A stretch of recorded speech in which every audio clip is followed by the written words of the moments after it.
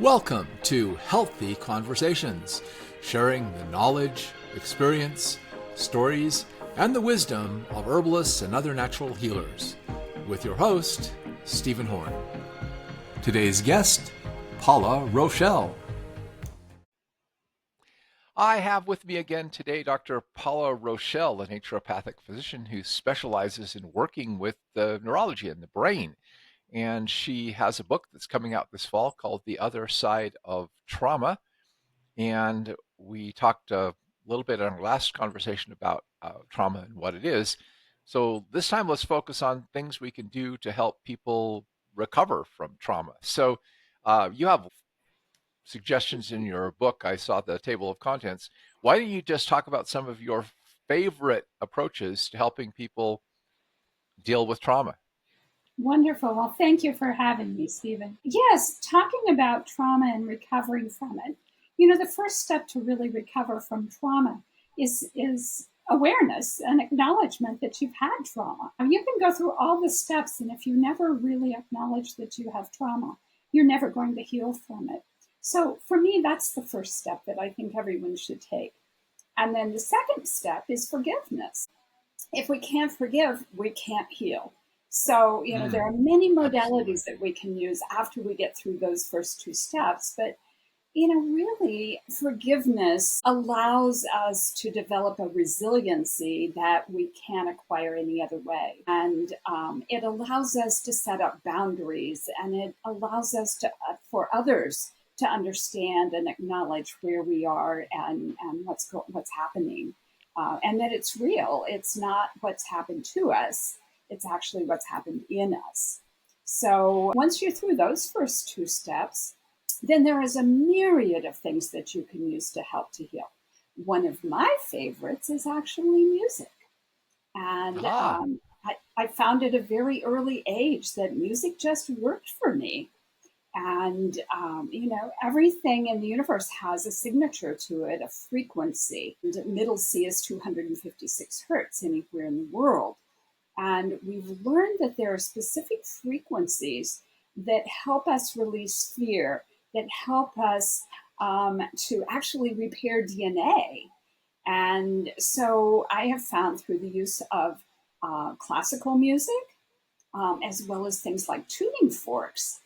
It's very beneficial to us, and it's very subtle. It's not like having to sit and talk to a therapist, although for some that works well. Things like cognitive behavioral therapy seems to work for some. For others, it creates drama for them and more trauma. I had a veteran who came to me, and we were so excited because um, he was kind of going to be our test subject to lead into the VA because we had some connections into the Veterans Affairs.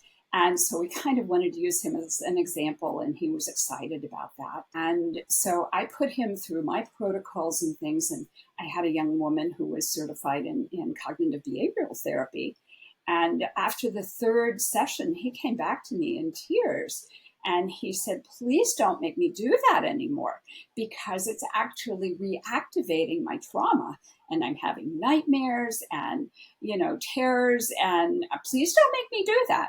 And I said, fine, let's use another method. So we actually did brain mapping and neurofeedback, used some tuning forks with him. And he's doing amazing today. So not every modality works for every person. right. Yeah, different approaches work for different people. And I wanted to actually say something about those first two things you said. One thing people sometimes don't realize is that what is traumatic to us as children, we may not look and think, well, that's traumatic to an adult, but there are lots of things that are traumatic to children that uh, adults don't. So it's important that even if your mind wants to dismiss it as trivial, if it frightened you and it upset you and it caused all this emotional work in it, it is a trauma, and you still need to work through it. And It's sometimes what children will do is they'll justify it, like try to, their parents, were justified, they were bad kids or whatever. But part of the realization there is to understand, no, you shouldn't have been treated that way, or you should have been helped through that situation. And what'll follow, like you say, is then you might get angry, like, and blame them, and then you've got to go through the forgiveness. So those are two steps that you have to take before anything else. I think also many times when you're a child, you just accept that the adult is right. And, Right. my story, was, my father was ill. He was ill for 2.5 years. And when he passed away, my great grandmother looked at me and she said, "This is your new normal. This is the way life is going to be. And it's never going to change. And so put your big girl panties on and deal with it." And I thought that's the way you dealt with it. We came home from the funeral and his name was never mentioned again in my household. And I just thought that was the way life should be. And it wasn't until I was 21 years old that I realized that maybe that wasn't the healthiest perspective. I was Right. 21 before I cried about my father's death. And I only ever remember in my mother's lifetime mentioning his name once as an adult. So I don't think that was okay, but it set that perspective in the amygdala and the hippocampus to the point where it distorted my view of the world for the rest of my life until I understood what to do about it. Right. Yeah. And that's what happens is, like, our brain like has maps or programs of learned behavior, and some of those learned behaviors are not good coping mechanisms. I mean, we adopted it at the time because it seemed like, oh, that was what we had to do, but it maybe is not a healthy way to deal with it. And suppressing your grief and sadness over losing someone is not a healthy way to process the loss. The end, new Yeah. chapter. Yeah, so I find music is interesting. I When I used to do emotional healing workshops, I would play music to Oh, as illustration of the different kinds of emotions that people have, because music expresses something that is hard to put into words, right? yes. Um, it touches the feeling level of our being, which a lot of times when you processing trauma, you try to process it through your head. You have to process it on a vibrational emotional level, and music is very helpful for that. Yes. What other tools have you used that you find very helpful with? Well, I spent several years working with children who had been traumatized from third world countries, and I consistently saw the amygdala and the hippocampus come up as being distorted, but I Hmm. didn't know what to do with it. And so, through a process, I was able to create some remedies that are actually frequency based. Um, Hmm. they're not they're not botanical, they're not homeopathic, but they're actually the frequency. And what we learned was you can take these frequency remedies and set them in the extracellular space and let them vibrate, and the organ will entrain to it. It recalls that, be it through cellular memory or I'm not sure how it does that, but it will actually entrain to it. And in doing so, the of the trauma remains, but it separates the physiological response to the trauma. So you no longer have that fear response. You no longer, have that disassociation response. So we were able to do that for the amygdala, which of course it is predominantly associated with fear. And then we created another remedy that regulates the hippocampus in the same manner. And of course, it's the hippocampus where our traumatic memory is actually stored. Hmm. So, there are many ways to address and to heal from this that don't require a lot of therapy, things that you can do on your own. While therapy is good for many people, I think there are many things that you can do on your own. When I talk about getting better from emotional healing, we start from literally the ground level and teach people how to ground. We teach people how to breathe from their heart. I'm definitely a proponent of heart math, if you're familiar with that I'm modality. familiar with heart math. Yes. an excellent modality, and it does help people. And I teach many of my clients just to breathe through their heart. Now, you have to be a little careful when you're doing this if you're working with someone who has had sexual trauma, because sometimes it can trigger them. But it's those types of things that I think are sometimes more powerful than all of the in the box types of modalities that we hear about. Every type of trauma is different. Every type of trauma requires different things. Betrayal trauma is different than sexual trauma. And yet, the way it's interpreted in the brain, the way the brain manipulates those traumas is the same. It always impacts the amygdala, it always impacts the hippocampus. And then sometimes we use things. One of the things that I really like to use, I like to regulate the hypothalamus pituitary adrenal axis because that Hmm. affects signaling throughout the rest of the body.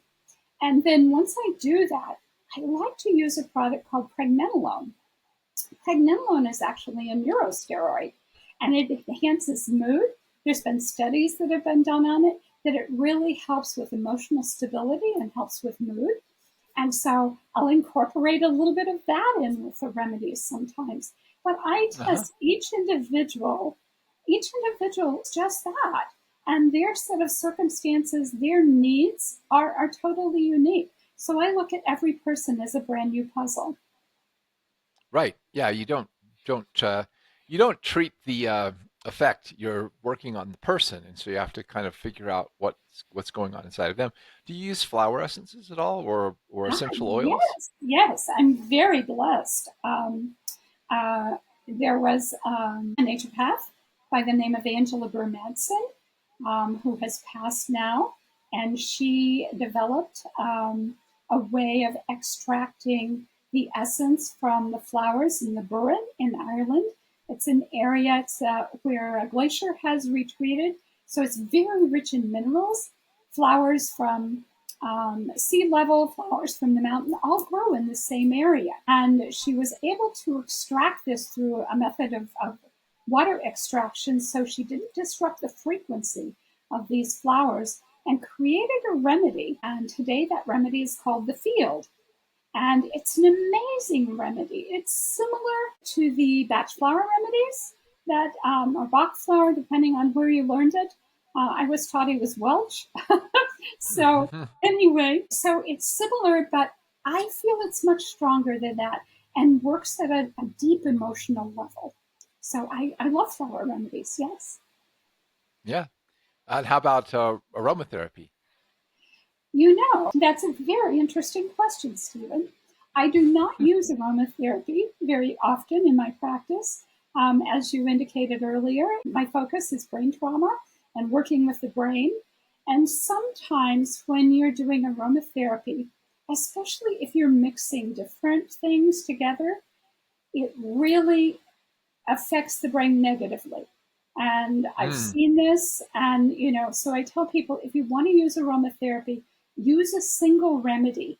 Don't use these combination remedies because the brain, especially if it's injured, it doesn't interpret it properly and it can create some very ill effects. Hmm. I've always used single remedies, so it's kind of interesting that you say that. And I go off of what makes a person feel good when they smell it. Well, there you go. There you go. I had Yeah, a because I had because a I young figure it's man. helping to balance their brain and hormones and Yes, everything. yes. You just have to be careful not to use multiple remedies at the same time.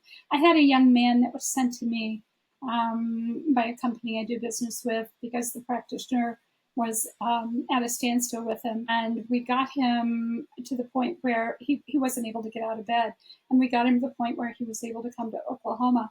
And we literally tag teamed him with neurofeedback, with cranial sacral therapy, with what I do 5 days a week. And he was doing amazing.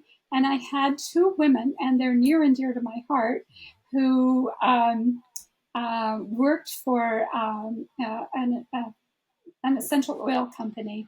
And they came in just loaded with multiple essential oils. And I literally started over with them. And it was so sad. And it was a difficult lesson for me. Ah, yeah. Well, in the time remaining, is there any other modality that you found really helpful? obviously resetting the hippocampus and amygdala so you're not reacting to things uh, based on past trauma is a huge part of what you're trying to accomplish, because what happens is we have trauma and then we have things associated with the trauma, and they become triggers that push us back into a traumatized mental state where we're not you know in our rational right mind. I mean, we're not in our rational mind, we're in a kind of a primitive reactionary mindset. And part of the healing process is learning to remove those triggers, right? So that the the person, when these things happen, doesn't immediately go into a traumatized state, but can think about it calmly and rationally. Yes, So those are the things that the amygdala and hippocampus regulation really help with.